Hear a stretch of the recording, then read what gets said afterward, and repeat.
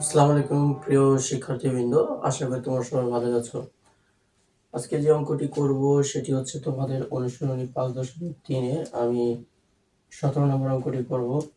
আর এটি তোমরা জানো যে এখানে যে কাজটি করতে হবে সেটি হচ্ছে উৎপাদকে বিশ্লেষণ করো। চলো আমরা কিভাবে সহজ নিয়মে উৎপাদকে বিশ্লেষণ করতে হয় এটা জেনে নিই। আর এর আগের পর্বগুলোতে আমি বলেছি এবং 5.3-এর যে আগের অঙ্কগুলো বা সবগুলো সমাধান তোমরা প্লে লিস্টে গেলেই পেয়ে যাবে। তো যাই হোক, এখানে যে রাশিটা আছে এই রাশির তিনটা পদ, 1 1 2 3, ঠিক আছে। তিনটা পদে প্রথম পদে দেখো চলকের সাথে স্কোয়ার।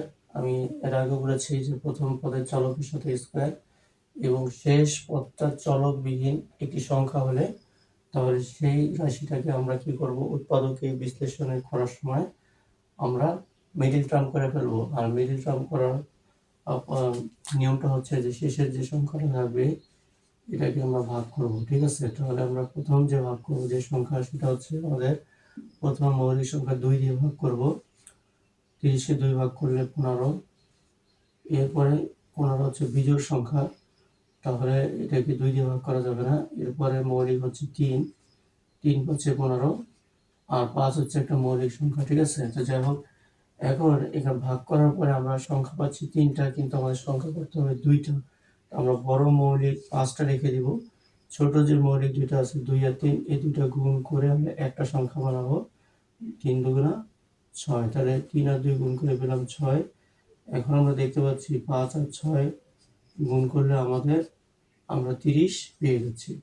তাহলে এখন আমরা কি করব, এই 5 আর 6 এই দুইটা সংখ্যা ব্যবহার করে দুইটা পদ মাঝখানে লিখব।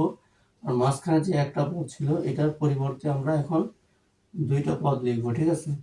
তাহলে প্রথমে যে পদটা এক্স স্কোয়ার যেরকম ছিল সেরকমই থাকবে।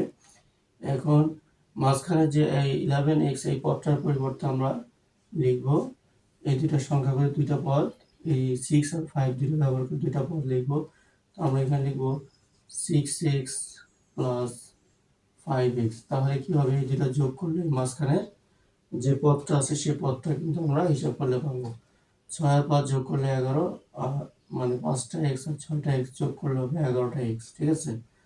আর তাহলে 11x মানে 11x এর পরিবর্তে আমরা এটা লিখতে পারবো।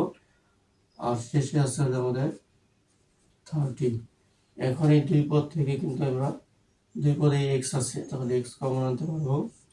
এখানে এক্স স্কোয়ার মানে দুইটা এক্স গুণ হয়ে আছে, তাহলে একটা এক্স বাইরে কমন আনলে ভিতরে থাকবে একটা এক্স। এরপরে প্লাস 6x থেকে এক্স বাদ গেলে থাকে 6, আর এখান থেকে আমরা +5 কমন আনতে পারি, তাহলে এখানে +5 যদি আমি বাদ দিই তাহলে থাকে এক্স। আর এরপরে হচ্ছে প্লাস, এখানে প্লাস থাকার কারণে ভিতরে চিহ্নের কোনো পরিবর্তন হবে না, প্লাস প্লাস থাকবে। তো এখানে যেটা লিখবো সেটা হচ্ছে এই 30কে আমরা 5 দিয়ে ভাগ করে যেটা পাবো সেটা এখানে লিখবো। আমরা জানি 30কে 5 দিয়ে ভাগ করলে 6 হয়, 5 6 30, তাহলে এখানে হবে 6। এখন দুই পদে x + 6 আছে, তাহলে এখান থেকে আমরা x + 6টা কমন আনবো, বাকি অংশ ব্র্যাকেটের ভিতরে। এখানে x প্রথম পদে x + 6 বাদ দিলে থাকে x, আর দ্বিতীয় পদে x + 6 বাদ দিলে থাকে +5। আমরা পেলাম x + 6 x + 5, এটা কিন্তু অ্যান্সার।